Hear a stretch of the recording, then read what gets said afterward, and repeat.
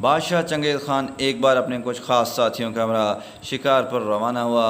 ساتھیوں کے پاس تیر کمان تھے، جبکہ چنگیز خان کے پاس اس کا پسندیدہ عقاب تھا جو اس کے ساتھ رہتا تھا۔ عقاب یقیناً تیر کمان سے بہتر ہوتا ہے، کیونکہ اسے ہوا میں چھوڑ دیا جائے تو وہ بلند ہو کر ماحول کا جائزہ لے سکتا ہے، چھپے ہوئے یا دور موجود شکار کو بآسانی تلاش کر سکتا ہے۔ آپ اسے آٹومیٹک ڈرون کیمرہ سمجھ لیں۔ چنگیز خان اور ساتھی دن کا بیشتر حصہ شکار ڈھونڈتے رہے، مگر انہیں کچھ نہ ملا۔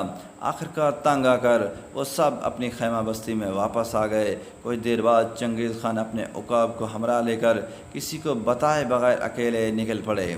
اصل میں وہ کسی کو پریشان نہیں کرنا چاہتے تھے، وہ اگر نہ نکل جاتے تو اپنا غصہ ساتھیوں پر نکال دیتے۔ وہ سب جنگل میں ضرورت سے زیادہ دیر قیام پذیر ہو چکے تھے۔ چنگیز خان اکیلا نکل گیا تھا۔ سخت گرمیوں کے دن تھے، چشمے دریا وغیرہ سب سوکھے پڑے تھے۔ وہ پیاس کی شدت سے نڈھال ہو گیا۔ بہت دیر بعد اس نے اپنے سامنے ایک چٹان میں سے پانی کی ہلکی سی دھار ٹپکتی دیکھی۔ اس نے اپنے پیالے کو بھرنے کے لیے سب سے پہلے عقاب کا نقاب اتار کر اسے آزاد کر دیا، تب پیالے کو دھار کے نیچے لے جا کر بھرنے کا انتظار کرنے لگا۔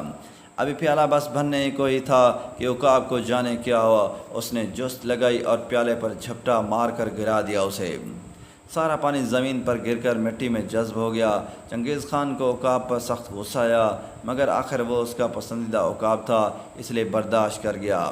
اس نے پیالے کو زمین سے اٹھا کر ایک بار پھر دھار کے نیچے کر دیا۔ پیالہ پھر بھرنا شروع ہوا۔ ابھی پیالہ آدھا بھرا تھا کہ عقاب نے پھر حملہ کر کے پیالہ گرا دیا۔ چنگیز خان نے سوچا، بے شک یہ عقاب میرا پسندیدہ ہے، مگر کسی کی حد تک عزت یا ناقدری کی اجازت نہیں دی جا سکتی۔ یہ بھی ممکن ہے کہ کوئی شخص دور سے یہ سارا منظر دیکھ رہا ہو اور بعد میں فوج اور رعایا میں مشہور کر دے کہ تمہارا بادشاہ تو ایک عقاب کو بھی نہ سدھار سکا، تمہارا خیال کیا رکھے گا؟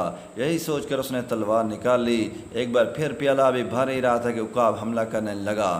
چنگیز خان نے ایک ہی ضرب سے عقاب کے 2 ٹکڑے کر دیے۔ اتنی دیر میں پانی کی دھار رک چکی تھی۔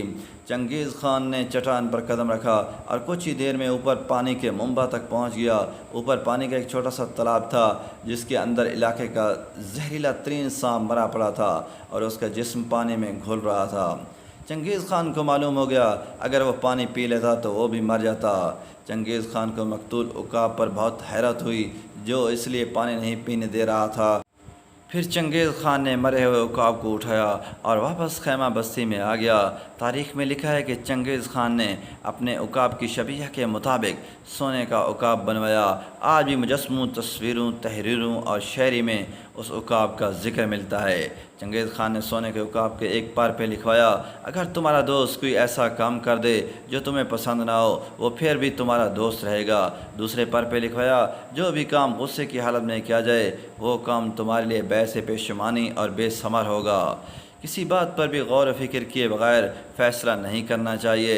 ہو سکتا ہے جسے ہم شر سمجھ رہے ہوں وہ ہمارے لیے خیر ہو۔ دوستو، اس طرح کی مزید ویڈیوز کے لیے چینل کو سبسکرائب کریں تاکہ اس طرح کی آنے والی تمام ویڈیوز آپ تک جلد سے جلد پہنچتی رہیں۔